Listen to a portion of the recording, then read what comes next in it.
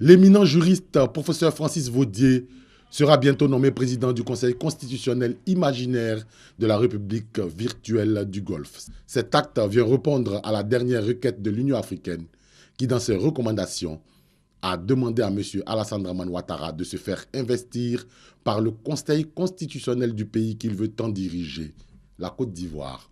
Il faut tirer toutes les conséquences juridiques et politiques de cette situation. Or donc, l'investiture d'Alassane Ouattara au lendemain de l'annonce de sa prétendue élection ne comptait que pour du beurre.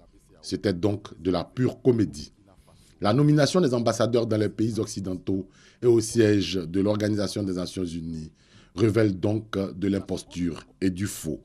L'Union africaine vient donc de révéler au monde que l'Organisation des Nations Unies, la France, l'Union européenne et même les USA ont cautionné et se sont rendus complices de faux en ce qui concerne le dossier ivoirien.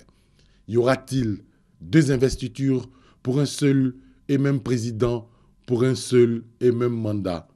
Du jamais vu, sauf dans un monde imaginaire. Le camp Ouattara, rebelles, colonialistes occidentaux, cumule les bourdes. La confusion règne dans leur camp. Si tout était faux, tout continuera d'être faux.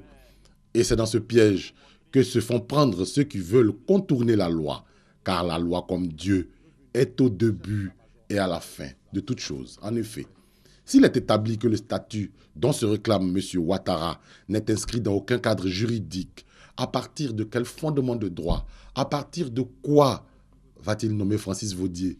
Cette question doit être posée à Francis Vaudier lui-même. À partir d'un juridisme néant, Francis Vaudier sera le faux président d'un conseil constitutionnel imaginaire qui prendra des décisions nulles dans un désert juridique. Au passage, il sera très vite reconnu par son collègue juriste Sarkozy au nom d'une certaine communauté internationale. Pour un pays qui leur a tout donné, des individus qui flirtent avec le troisième âge ont décidé de tuer l'avenir de jeunes Ivoiriens.